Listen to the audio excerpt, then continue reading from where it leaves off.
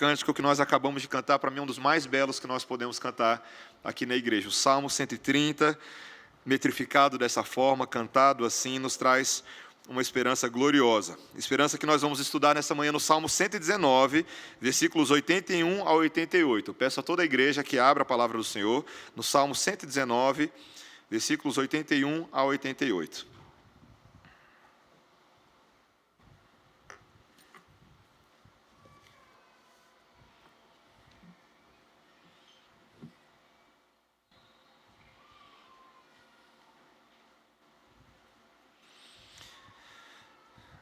A palavra do Senhor para nós nesse dia, do Senhor, diz assim: desfalece-me a alma, aguardando a tua salvação. Porém, espero na tua palavra. Esmorecem os meus olhos de tanto esperar por tua promessa, enquanto digo: quando me haverás de consolar? Já me assemelho a um odre na fumaça, contudo não me esqueço dos teus decretos. Quantos vêm a ser os dias do teu servo? Quando me farás justiça contra os que me perseguem?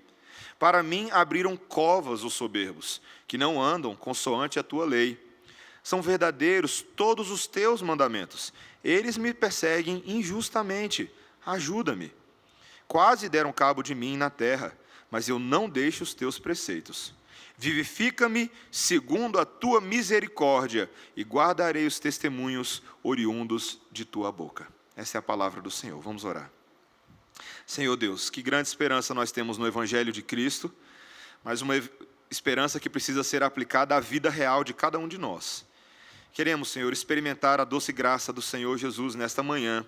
Queremos aprender de Ti, queremos ter um foco, uma luz, um norte nas nossas vidas. Dá-nos essa graça por meio da palavra, em nome de Jesus. Amém.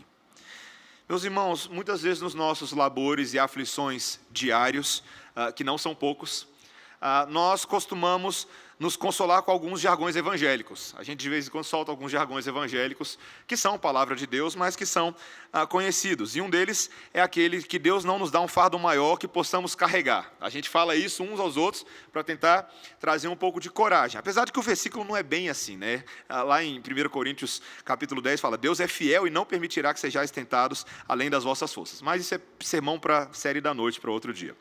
Mas na prática, quando a gente pensa sobre aflição e sofrimento, fato é que existem muitos momentos na nossa vida, e é preciso ter um certo nível de coragem para admitir isso, que parece que o Evangelho não se aplica. Parece, às vezes, que a teoria é muito mais fácil do que a prática, do que a vivência, porque a realidade do nosso sofrimento e a dor e a aflição do pecado com a qual nós lidamos é extremamente pesada, extremamente sufocante e aparentemente até inescapável. Nessa semana agora, alguém me mandou as cenas daquele tsunami que atingiu a Indonésia, há mais ou menos, um pouco mais de uma semana atrás. Eu vi a reportagem e me fez lembrar as cenas dos outros tsunamis que eu já assisti, porque a dor que você sente pelas pessoas que estão passando por aquilo é muito grande.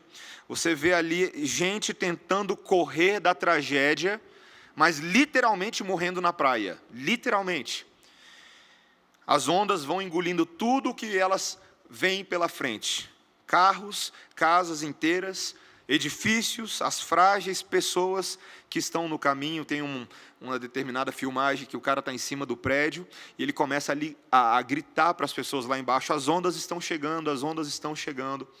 E as pessoas acham que elas têm tempo de tentar resolver alguma coisa, mas as ondas vão passando e varrendo todo mundo. E fato é, meus irmãos, que essa é uma das talvez melhores ilustrações para o que o sofrimento faz nas nossas vidas às vezes.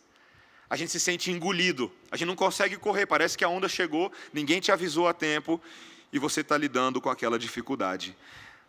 A palavra de Deus, meus irmãos, fala de um realismo na vida cristã que nem sempre parece muito bem contemplado na maneira como nós tentamos nos consolar uns aos outros no dia a dia. Parece que é um pouco desconectado. E esse texto, ele explora os limites das pessoas. Ele explora o nosso limite. Qual é o nosso limite? Será que nós damos conta de lidar com o sofrimento da nossa alma, do nosso pecado, desse mundo de dores, dos ataques de Satanás e dos nossos inimigos? Fato é, meus irmãos, que muitas vezes a gente realmente não tem condições de vencer essas circunstâncias. E se a gente não tem condições de vencer, alguém precisa vencer por nós. Alguém precisa triunfar por nós. E esse texto fala deste alguém, que tem iniciais maiúsculas bem poderosas. Esse Senhor Deus de céus e terra, que conduz o seu povo. E tem dois ensinos que eu acho que a gente pode aprender nessa manhã, neste Salmo 119.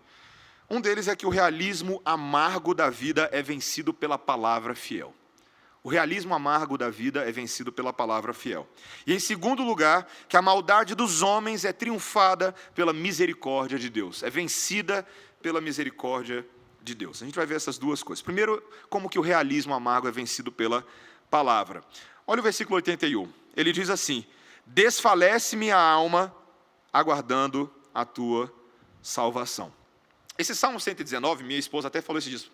Meu amor, dá uma recapitulação para o povo. O que a gente está vendo no Salmo 119? Já são tantos domingos. Salmo 119 é bastante sobre sofrimento, irmãos. É sobre como a palavra de Deus é aplicada ao sofrimento. Mas não é sofrimento superficial, é sofrimento profundo, complicado, de um rei que ora era rei sobre Israel e de repente se vê correndo dos seus inimigos. Uma aflição que parece não ter fim. À medida que você vai lendo o Salmo 119, você vai ficando um pouco aflito com o próprio rei Davi. Se é que ele é o autor deste salmo, como muitos de fato pensam. Mas fato é que parece que esse sofrimento está chegando no limite, meus irmãos. Ele está produzindo um esgotamento extremo. E ele está no limite das suas forças, basicamente dizendo: não dá mais.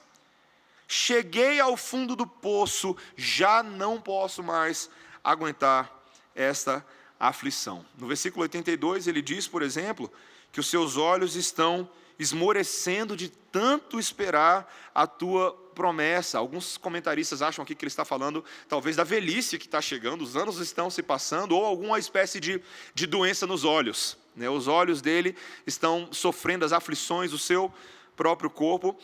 Mas eu prefiro pensar, meus irmãos, que aqui existe uma espécie de metáfora, de que esse salmista está olhando para o horizonte como aquele que espreme os olhos, tentando ver a chegada dessa promessa, a chegada dessa salvação, mas ela não vem.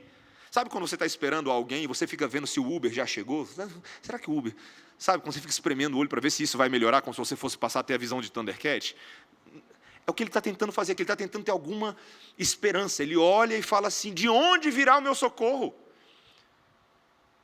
Ele está profundamente aflito, meus irmãos. Fato é que os seus olhos espirituais não têm fé nenhuma. Ele está míope, não consegue mais enxergar com firmeza. Uma outra ilustração que aparece aí logo no versículo 83, ele fala: já me assemelho a um odre na fumaça.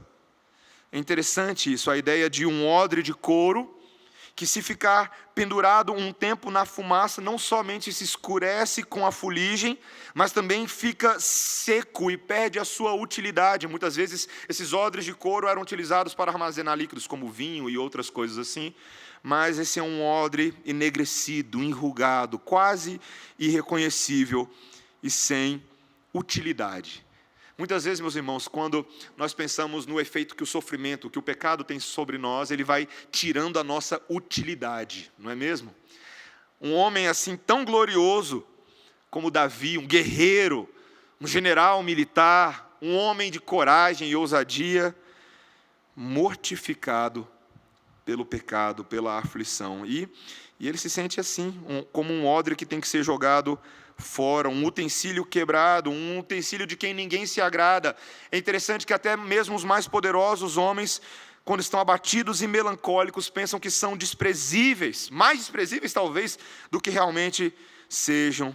E eu vou usar essa palavra muito qualificadamente, essa depressão vai se formando no coração de Davi. A grande pergunta desses 4 primeiros versículos é: Senhor, quando que o Senhor vai me consolar? Essa semana eu estava conversando com alguém que me disse que ele é estranhamente consolado quando nós vemos que outras pessoas passam por aflições. Porque a gente se lembra que não é só a gente, não é só conosco, que o sofrimento de fato abate sobre a vida de todo tipo de pessoa que está sob os cuidados de Deus. E esses 4 versículos, eles nos ensinam e nos remetem a vários pressupostos importantes para a gente entender a teologia do sofrimento. Veja, a maneira como eles são vividos, como eles são trazidos, nos ensinam muito no relacionamento de Deus com o seu povo. Uma coisa que a gente aprende aqui, meus irmãos, é que o sofrimento em si não é uma evidência de que Deus não existe. Pastor Tim Keller, no seu livro Fé na Era do Ceticismo, ele trabalha em um dos capítulos justamente isso, que muitas pessoas alegam que como pode um Deus bom, se é que ele existe, permitir tanto sofrimento no mundo, isso seria evidência de que ele não existe. Mas não é bem verdade. Veja que o sofrimento desse salmista é todo vivido à luz da presença de Deus. Ele se enxerga na presença do Senhor, diante dos olhos do Senhor, e é ao Senhor que ele recorre para fazer sentido do seu sofrimento. Ele não nega a Deus, ele não precisa se tornar um ateu para entender o sofrimento. Também nos mostra, meus irmãos, esse texto, que algumas das, talvez, soluções modernas do evangelicalismo para o problema do sofrimento não batem muito com a Bíblia. Uma delas é a tal da teologia da vitória.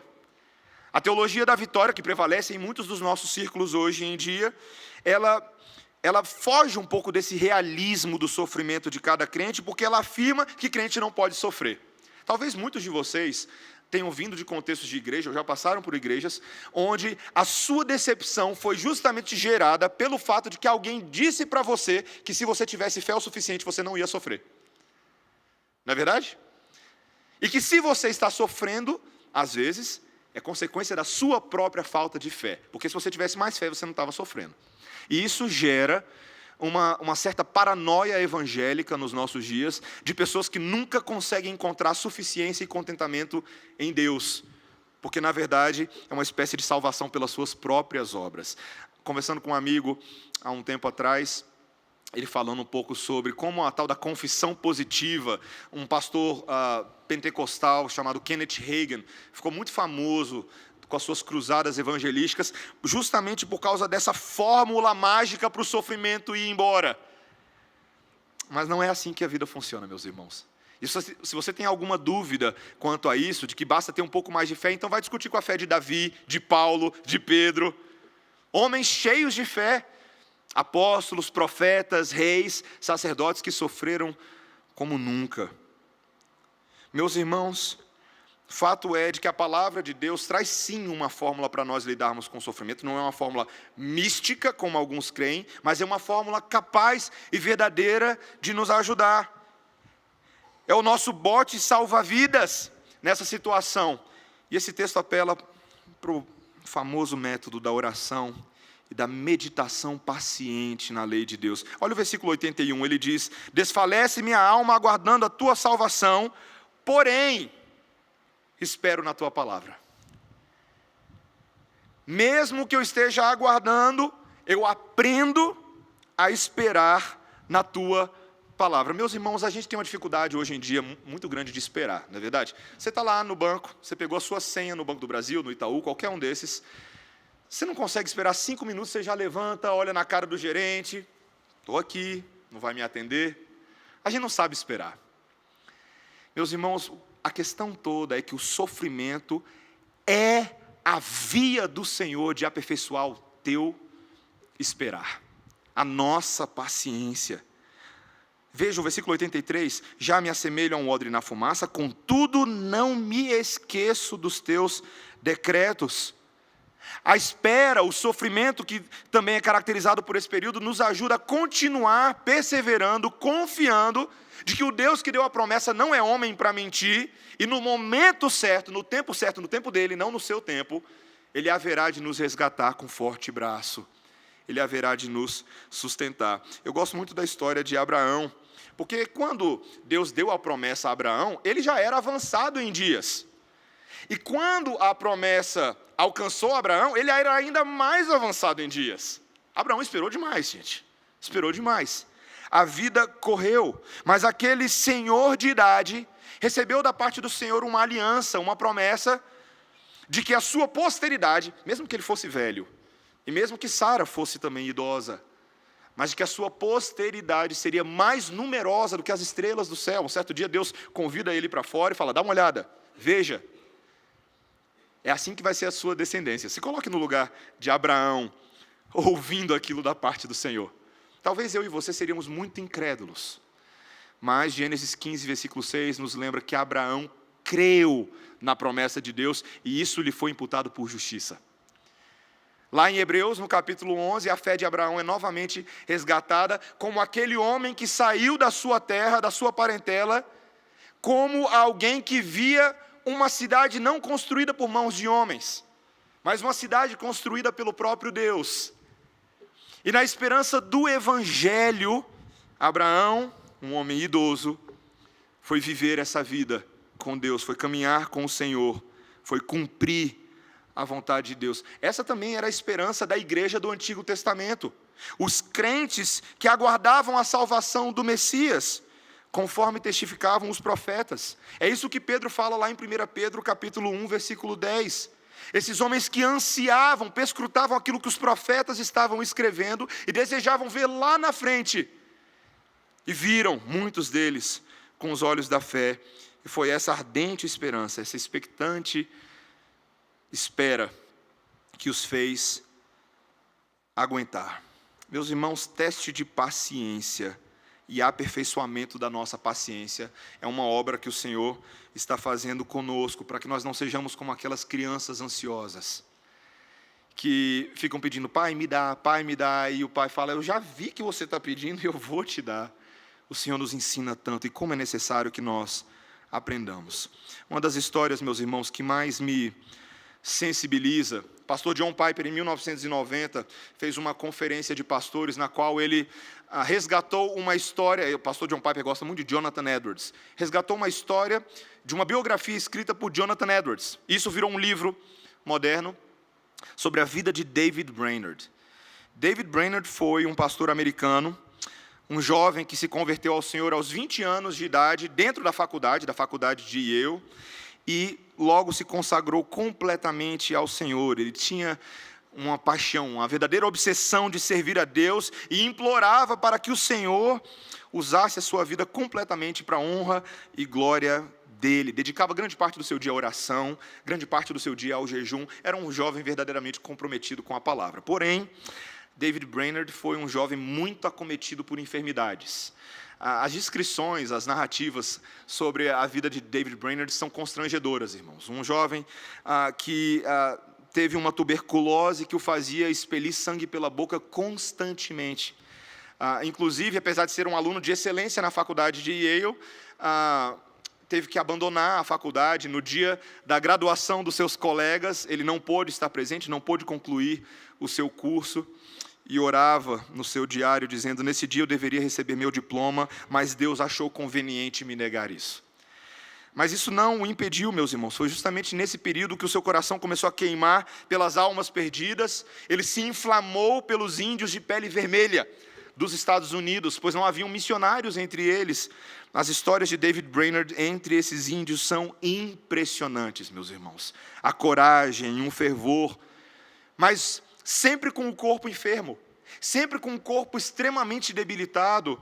Suas enfermidades chegaram a conduzi-lo a uma aflição e a uma depressão, e na sua vida havia um grande contraste entre um homem que ganhava muitas almas para Jesus, mas um homem também que sofria demais.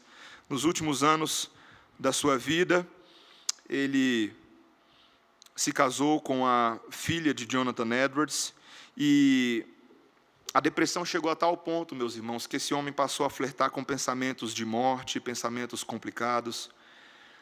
Mas ele confiou no Senhor até o último minuto. E o que é interessante da vida de David Brainerd não é somente o que ele fez, mas os resultados da sua paciência aprovada na vida de outros homens. O seu próprio sogrão, Jonathan Edwards, foi extremamente encorajado pela vida de David Brainerd. Ele faleceu, David Brainerd, com 29 anos de idade. Mas ele influenciou Jonathan Edwards, John Wesley, A.J. Gordon, William Carey, que foi fazer missões na Índia porque leu a biografia de David Brainerd. Robert McChain, sabe aquele plano de leitura da palavra que eu e você fazemos? Quando ele leu a biografia de David Brainerd, ele decidiu que era momento de largar tudo e evangelizar os judeus. Henrique Martin, que leu a biografia de David Brainerd e se entregou ao Senhor intensamente na sua obra, e assim como David Brainerd morreu com 31 anos de idade. Meus irmãos, não é por causa da longevidade da nossa vida que nós abençoamos muitas pessoas, mas são naqueles dias que o Senhor nos confia, que nós aguardamos com resiliência, são nessas oportunidades que testemunhamos a outros. O cabra tinha 29 anos de idade e fez muito mais do que muito pastor de 80 anos de idade. Não porque ele era poderoso, mas porque ele confiou no Senhor no meio da sua aflição. Esse foi o testemunho. Esse é um testemunho realista. Esse é um testemunho possível. Esse é um testemunho alcançável. Todo e qualquer crente que sofre pode ser todo e qualquer crente que confia na palavra, que ora, que busca ao Senhor. A palavra do Senhor é fiel e não falhará conosco. Mas isso também, meus irmãos, em segundo e último lugar, é prova de que a maldade dos homens, que causa também sofrimento nesse mundo, pode ser vencida por essa misericórdia de Deus. A maldade dos homens pode ser vencida pela misericórdia de Deus. Olha o versículo 84. Quantos vêm a ser os dias do teu servo? Quando me farás justiça contra os que me perseguem? Existe aqui uma petição desse salmista, na qual ele pede que Deus se apresse em julgar aqueles homens que são a causa do seu sofrimento. Que ele possa dar uma finalidade a esses homens. Há um aspecto imprecatório nessa oração do salmista aqui, nesse Salmo 119, em vários salmos, que às vezes nos incomoda. Mas quando você começa a entender o sofrimento que os servos de Deus passam por causa do pecado intencional de alguns homens, essas orações imprecatórias passam a fazer um pouco mais de sentido para a gente. Senhor, faz justiça. Senhor, não dê, olha o que está acontecendo, Senhor. Até quando isso vai acontecer? Ele não deseja tomar vingança nas suas próprias mãos, mas ele confia pacientemente no Senhor, que é o vingador, que é o protetor, o defensor do seu povo. Ele consegue ver a maldade desses irmãos e ele disseca essa maldade. Desses homens, não desses irmãos, desses homens. Ele consegue dissecar, por exemplo, a soberba deles, como ele mostra aí no verso 85. Esses homens que se gloriam no fato de que podem espezinhar alguém que talvez era glorificado e honrado, como Davi, na esperança de que, ao fazer isso, eles mesmos se elevassem sobre a ruína de Davi. Você já viu gente que faz isso?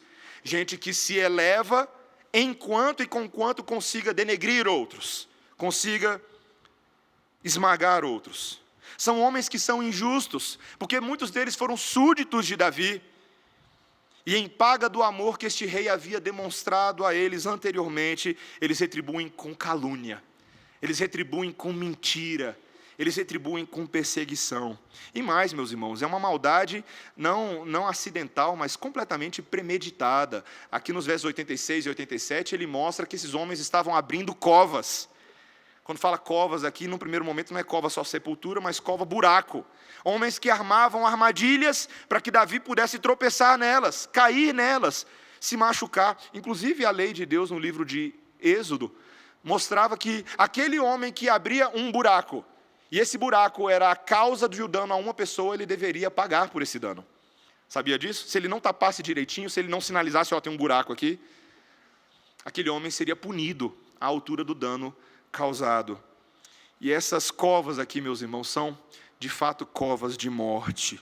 Homens que aspiram o pior contra Davi. Existe um sabor amargo de morte na boca dele o tempo inteiro, como alguém que já é um cadáver desprezado. Meus irmãos, há quem pense, quando a gente lê alguns salmos de Davi, há quem pense que houve alguns momentos na vida de Davi, como eu falei agora no primeiro ponto, que ele flertou com pensamentos complicados sobre vida e morte. Nesses dias nós temos conversado muito nos círculos pastorais, com conselheiros bíblicos, sobre o tema do suicídio. E há quem fique incomodado só de eu falar desse tema de púlpito. Pastor, não fala sobre suicídio, porque se você falar sobre suicídio vai estimular as pessoas. Mas se você não fala sobre isso, se você não trata deste assunto, como é que você resolve? Biblicamente. Pastores, temos ouvido notícias nos últimos anos de homens, também de líderes, em várias áreas da vida que têm dado fim ao seu próprio sofrimento. E É interessante, meus irmãos, que de vez em quando, como nós vemos na palavra de Deus, até crentes possam flertar com essa ideia, serem tomados por tamanho desespero, serem empurrados por Satanás para fazer esse tipo de coisa. Mas, meus irmãos, nós em primeiro lugar precisamos nos lembrar que não se trata de sentimento, mas se trata em primeiro lugar de obediência a Deus que nos criou e nos salvou. Flertar com essa ideia é pecado profundo contra Deus, é uma quebra do 6º mandamento, é uma quebra do não matarás, que se aplica também à própria vida. Nós que devemos preservá-la por todos os motivos legítimos. E por incrível que pareça, alguns até justificam, com base numa distorção na ênfase calvinista da salvação. Alguns pensam, se eu sou salvo para sempre, não perderei a salvação, caso eu faça isso. E ainda que possa ser verdade isso, mas tal pensamento é o oposto do pensamento de verdadeiros crentes, que amam a eternidade. Inclusive, um pastor muito amigo meu certa vez disse, se uma pessoa realmente pensa assim, você deveria questionar se ela de fato é crente. Outros justificam que talvez não seja assim tão grave, porque é um pecado que eu causo somente a mim mesmo, é um dano que eu causo a mim, ao meu próprio corpo e não sobre outros. E os pecados que eu causo a mim não são tão graves quanto os pecados que eu causo a outros. Mas essa também é uma forma satânica de pensar, uma forma perniciosa. Porque o Criador que é o dono dos nossos corpos, nós não pertencemos a nós mesmos. Isso é um egoísmo profundo com relação a Deus, mas também com relação às pessoas que Deus coloca nas nossas vidas, para com quem nós temos responsabilidade. E ainda que tudo isso seja verdade, meus irmãos, alguns ainda vão dizer, pastor, como nós ouvimos de vez em quando, mas às vezes o desespero é tão grande, a aflição é tão tremenda, que a gente perde qualquer lógica mental. E nós sabemos, meus irmãos, que o sofrimento, a dor pode fazer isso conosco, tirar a nossa lógica, tirar a nossa razão. E é por isso que esse salmista Davi, ele não se engana de achar que ele tenha condições de se salvar, mas ele fecha essa perícope com o versículo 88, veja comigo, quando ele diz, vivifica-me, segundo a tua misericórdia, e guardarei os testemunhos oriundos de tua boca. A palavra vivifica-me, o verbo, e esse imperativo, essa petição ao Senhor, aparece bastante no Salmo 119. Porque é uma forma de dizer que a minha salvação, de fato e de verdade, só pode vir de algo de fora para dentro e não de dentro para fora. Alguém tem que me vivificar, alguém tem que dar um jeito na minha história, alguém tem que infundir nova vida, para que eu não sucumba. Quando uma pessoa está se afogando, certa vez eu fiz um sermão aqui com uma ilustração sobre afogamento. Afogamento deve ser um dos piores tipos de morte que existe. Porque uma pessoa se esforça para fugir do afogamento, mas ela não consegue. Ela está se debatendo na água, a água vai entrando, o ar vai se esvaindo. E muitas vezes, como é que você tem que salvar uma pessoa que está se afogando? É falando, vai, nada, é isso, nada mais, bate mais. Não existe como. Ou você lança o bote e salva vidas, ou pula na água, ou aquela pessoa não vai ter jeito. Meus irmãos, Deus precisa pular nas águas da nossa vida com o seu bote salva-vida. Isso é um fato. Isso é um fato inegável. A misericórdia do Senhor precisa intervir diretamente na nossa história, para que em determinados momentos nós não sucumbamos. Eu estava lendo um livro arrebatador, que narra a história de uma cidade no Oriente Antigo, que aproximadamente no ano 587 a.C., foi tomada por uma poderosa nação. E as cenas desse livro são descritas da maneira mais chocante possível, o assédio, os saques, os incêndios que destruíram essa cidade. E tudo nesse livro fica mais interessante, porque o livro foi escrito a partir da perspectiva de uma testemunha ocular, que estava observando todas aquelas coisas, todas as atrocidades, todo o caos, o horror que estava acontecendo naquela cidade. Ele descreve os líderes sendo assassinados publicamente. Talvez as descrições mais difíceis são aquelas que contam quando essa cidade foi sitiada e foram cortados os suprimentos de comida por vários dias e coisas horríveis começaram a acontecer dentro da cidade, a ponto dessa testemunha falar que, descrever que algumas mulheres estavam questionando se deveriam comer os seus próprios filhos. Aquelas a quem aqueles a quem elas haviam amado, cuidado durante toda a vida. Meus irmãos, o interessante é que esse livro você já leu. É o livro de Lamentações de Jeremias na Bíblia. Se você não leu, você tem que ler. São só 5 capítulos. Talvez o livro mais esquecido da Bíblia, de todos, mas um dos mais realistas. Meus irmãos, Jeremias descreve a invasão dos babilônios a Jerusalém, que havia sido profetizada por causa da idolatria dos israelitas. Um sofrimento indizível e inigualável em todo o Antigo Testamento, resultado do próprio pecado do povo. Mas é no meio desse caos que o profeta declara uma crença inexplicável e sobrenatural no favor divino, na interferência da misericórdia de Deus, como a chave para a restauração do relacionamento daquele povo com Deus. Em Jeremias, em Lamentações de Jeremias, capítulo 3, 22, que ele diz: as misericórdias do Senhor são a causa de não sermos consumidos. Amém, igreja? As misericórdias do Senhor são a causa de não sermos consumidos, porque as suas misericórdias não têm fim. Elas se renovam a cada manhã, grande é a tua fidelidade. A minha porção é o Senhor, diz a minha alma, portanto esperarei nele. Esperarei no Senhor. Bom é o Senhor para os que esperam nele, para a alma que o busca. Essa é a misericórdia de Lamentações de Jeremias. Você conseguiria imaginar que esse texto, o mais amado talvez de muitos cristãos, aparecesse nesse livro?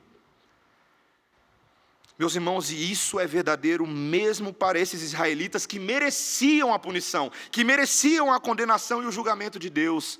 Esperança, meus irmãos, esperança, não desespero, é a palavra final no livro de Lamentações.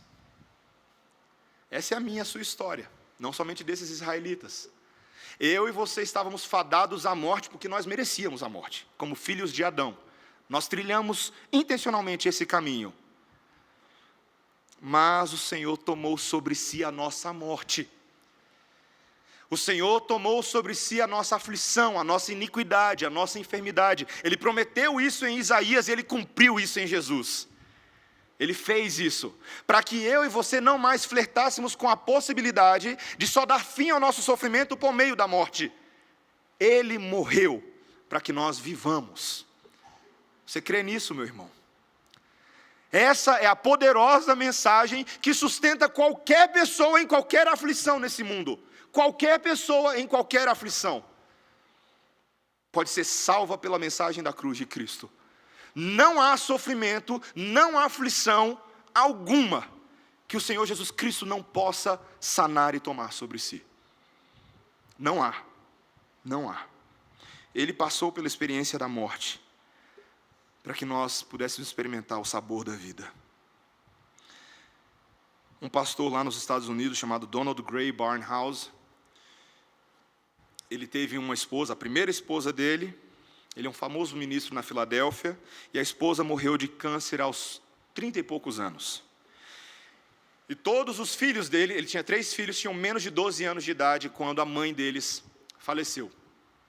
E ele recebeu a ingrata tarefa de pregar no funeral da própria esposa. E no dia que ele estava indo para o funeral, os 3 filhos sentados no banco de trás, de repente eles tomaram um susto quando ele estava dirigindo o carro, porque um caminhão passou bem perto e lançou uma sombra forte sobre o carro, e todo mundo deu aquela assustada. Ele tirou o carro, e ele viu aquilo tudo e virou para os filhos e fez uma pergunta: vocês prefeririam ser atropelados pelo caminhão ou pela sombra do caminhão?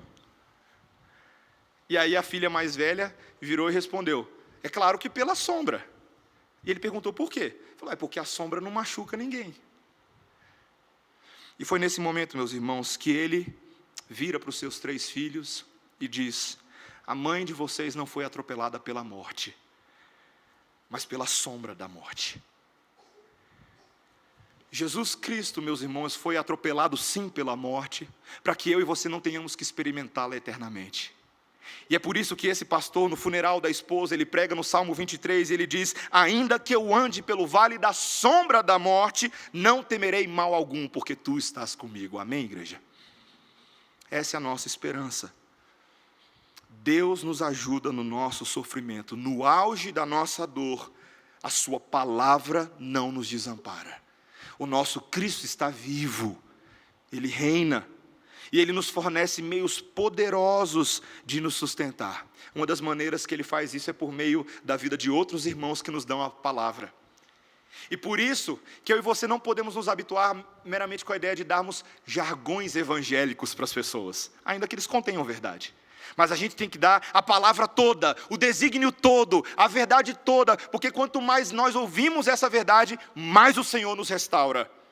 Nós precisamos abandonar métodos neste mundo que dão remédios paliativos para as pessoas para lidarem com os sofrimentos delas. Precisamos dar o remédio eterno, a verdade de Deus que pode realmente transformar o coração de uma pessoa que está completamente desesperada num coração completamente confiante em Deus.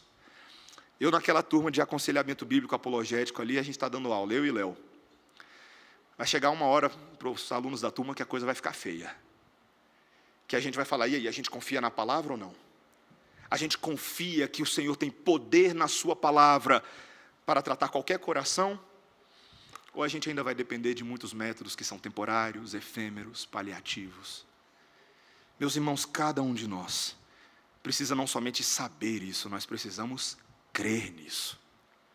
Você está sofrendo hoje em alguma medida. Cada um de nós tem algum tipo de sofrimento. A pergunta é, como que você está lidando com esse sofrimento? Você está simplesmente fazendo coisas para se esquecer dele, enchendo o seu tempo com entretenimento, enchendo o seu tempo com Netflix, indo para o bar com o pessoal, quem sabe se afundando no trabalho, virando um workaholic, para eu não pensar em problemas? Ou você tem enfrentado os seus problemas frontalmente com a palavra de Deus? Como Lutero fazia quando Satanás tentava sugestivamente tirá-lo do caminho de Deus, ele ia com a palavra, ele ia com versículos, ele afirmava a verdade de Deus. Meus irmãos, nós não conseguiremos experimentar a verdadeira vitória enquanto a nossa arma não for a espada do Espírito. Não conseguiremos. Mas se nós fizermos uso da graça do Senhor, Ele será conosco. E eu e você temos o dever de aliviar as dores e os sofrimentos dos nossos irmãos com essa mesma espada. Essa arma poderosa também é um cajado para consolo. Pastoreie o coração dos seus irmãos. Você tem feito isso? Você tem pastoreado? Você olha a aflição do seu irmão, que está bem ali, aí você fala, não, eu vou para lá porque eu não quero ter que lidar com isso. Ou você faz como Jesus, que foi na direção do nosso sofrimento e lidou com o nosso problema. Sejamos como Cristo de verdade, irmãos. Cuidemos uns dos outros. Tem muita gente sofrendo. Vou falar a última coisa. E já falei isso uma vez. Se nós cuidarmos mais uns dos outros, com palavras de vida, com presença, com conversas, vocês vão diminuir o trabalho que eu tenho no gabinete pastoral. Eu não estou reclamando do meu trabalho. Eu só acho que eu não fui chamado para fazer ele sozinho na igreja. Eu não sou o único pastor da igreja. Cláudio não é o único pastor da igreja. Charles não é o único pastor da igreja. Vocês também são pastores dessa igreja, sabia disso? Vocês são convocados como crentes na vocação que vocês têm hoje de cuidar de almas, cuidar de vidas. Façamos isso, irmãos, não como um fardo. Façamos isso com alegria, como aqueles que creem que a palavra pode transformar vidas. Façamos isso. E não ache que você tem pouco conhecimento para oferecer para as pessoas, como alguns alegam, falam assim, pastor, mas eu não sei o que dizer. Faça como um amigo meu que, uma vez, numa situação de aconselhamento, ele não sabia muito o que dizer para a pessoa. Aí ele falou assim, olha, quer saber, eu não sei muito o que falar para você. Ele pegou a Bíblia dele, deu para a pessoa, vai ler isso aqui, tudo aqui, que vai te resolver. Se você já fizer isso, você já vai ajudar muita gente. Leia isso aqui, leia isso aqui. Muitas vezes, meus irmãos, muitas vezes a gente não sabe como ajudar as pessoas. Essa semana eu descrevi para um irmão um sofrimento grande que eu passei na minha vida 2 anos atrás. E no momento que eu passei por um sofrimento, eu não sabia, eu que sou pastor, eu não sabia exatamente como me orientar no meu próprio sofrimento. Foi muito doloroso. Eu acordei de madrugada, 3 horas da manhã, e não sabia mais dormir, não conseguia mais encostar a cabeça. E eu só sabia fazer uma coisa, só uma única coisa me veio à cabeça. Eu vou ler a Bíblia. Tá, o que eu vou ler? Não sei o que eu vou ler. Vou ler a Bíblia. E foi isso que eu fiz. Eu abri a Bíblia e falei assim, vou ler Eclesiastes. E eu li todo o livro de Eclesiastes, numa sentada. Foi tão bom, meus irmãos. Foi tão bom, foi tão restaurador. A palavra do Senhor tem autoridade por si própria para restaurar o nosso coração. Se você der as palavras do Senhor Jesus Cristo às pessoas, confie que Ele vai transformar corações no seu tempo e do seu jeito. Amém, irmãos? Vamos orar. Senhor Deus, obrigado pelo Teu santo evangelho nessa manhã. Obrigado, Senhor, porque nós, ainda que sejamos fracos, medrosos, covardes, confiamos no grande Rei Davi, o Senhor Jesus, Senhor das nossas almas e dos nossos corações. Nessa manhã, Senhor, nos lançamos na misericórdia de Jesus mais uma vez. Pedimos que as misericórdias dele se renovem sobre a nossa cabeça nesta manhã, Senhor. Há aqueles que têm sofrido, invisivelmente ou publicamente, Senhor, dá conta do recado. Que as Tuas palavras fortifiquem os trôpegos, animem os descaídos pelo caminho. Que nós sejamos como o bom samaritano naquele caminho de Jericó, também estendendo o braço e os nossos cuidados aos nossos irmãos, ajudando-os a pensar as feridas, a curar, a serem acolhidos. Que sejamos hospitaleiros e vejamos que a obra que Cristo Jesus fez por nós, de nos resgatar, deve ser feita também por outros, como canais da graça do Senhor. Dá-nos coragem, Senhor. Queremos ser usados por Ti e abençoados por Ti. Essa é a nossa oração em nome de Jesus. Amém. Irmãos, vamos ficar de pé. Vamos cantar ao nosso Deus o Salmo 90.